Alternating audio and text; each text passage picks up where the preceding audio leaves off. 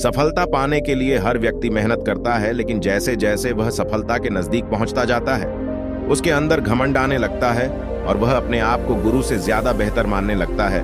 लेकिन जब वह बिना गुरु के मार्गदर्शन में आगे बढ़ता है तो उसे बहुत सारी परेशानियों का सामना करना पड़ता है। तब उसे समझ आता है कि जिंदगी में गुरु क्यों जरूरी होता है। एक बार की बात है, एक गांव में एक कुम्हार रहता था।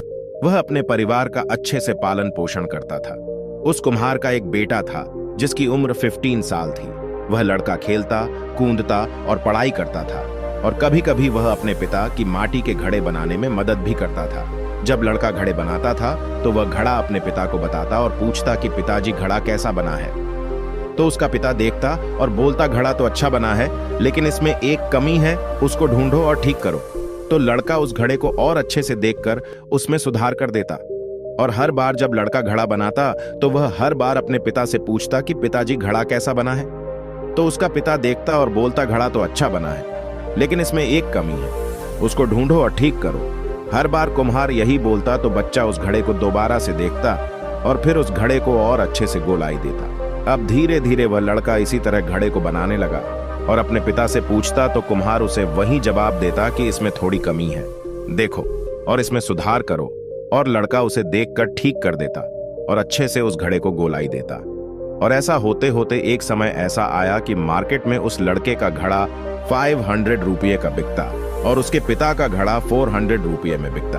अब कुछ दिनों ऐसा ही चलता है और लड़का घड़े बनाते समय फिर अपने पिता से पूछता है कि पिताजी घड़ा कैसा बना है। तो पिता फिर वही जवाब देता है कि घड़ा तो सही बना है, बस थोड़ी सी कमी है, देखो और उसे सही करो। जैसे ही पिता ने यह बात बोली तो वह लड़का अपने पिता से बोलता है कि आप हमेशा यही बोलते हो, आपको कुछ नहीं पता।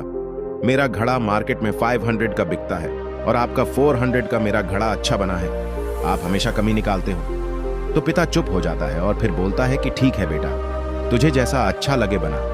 और फिर पिता अपने काम में लग जाता है और लड़का अपने काम में लग जाता है। अब धीरे धीरे जो लड़का रहता है उसकी सेल गिरने लगती है, लेकिन जो पिता रहता है उसके घड़े अब भी 400 के ही बिकते हैं। तो अब लड़का हैरान होने लगता है कि ये क्या हो रहा है। कुछ दिनों बाद उसके घड़ों की प्राइस और कम होने लगी तो वह परेशान हो जाता है और कुछ दिनों बाद परेशान होकर अपने पिता के पास जाता है और उनसे बोलता है कि ऐसी ऐसी बात है, मेरे घड़े अब कोई लेता ही नहीं है। तो वह जो कुम्हार होता है वो अपने बेटे को बताता है कि ये जो तुमने मुझसे बोला था कि मेरा घड़ा इतने का बिकता है और तुम्हारा घड़ा इतने का, तो यही बात कुछ समय पहले मैंने अपने पिता से बोली थी, जिसकी वजह से मैं यहाँ तक सीमित रह गया, क्योंकि मैंने गलती की उस बात को समझने की। लेकिन तुम इस बात को समझो कि कोई भी काम हम करते हैं तो उसमें कुछ न कुछ कमी रह ही जाती है और उस काम को और अच्छे से किया जा सकता है। इसलिए कभी संतुष्ट मत होना, हमेशा सुधार के लिए सोचना, क्योंकि हम हमेशा पहले से बेहतर कर सकते हैं। इस कहानी से आपको कई सारी सीख मिल सकती है, बस आपका नजरिया सीखने वाला होना चाहिए।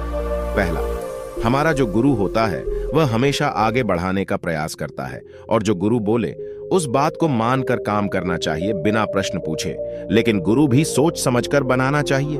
दूसरा, हमें कभी भी अपने आप में संतुष्ट नहीं होना चाहिए, उसको और अच्छा कैसे कर सकते हैं इस पर ध्यान और लगन से काम करना चाहिए। तीसरा, किसी भी काम में कभी भी हमें घमंड नहीं करना चाहिए, क्योंकि जब घमंड आता है तो हमारे सोचने समझने की शक्ति को खत्म कर देता है। तो जैसा कि इस कहानी में बताया गया है कि हमें कभी भी संतुष्ट नहीं होना चाहिए, हम अपने काम को हमेशा और बेहतर तरीके से कर सकते हैं।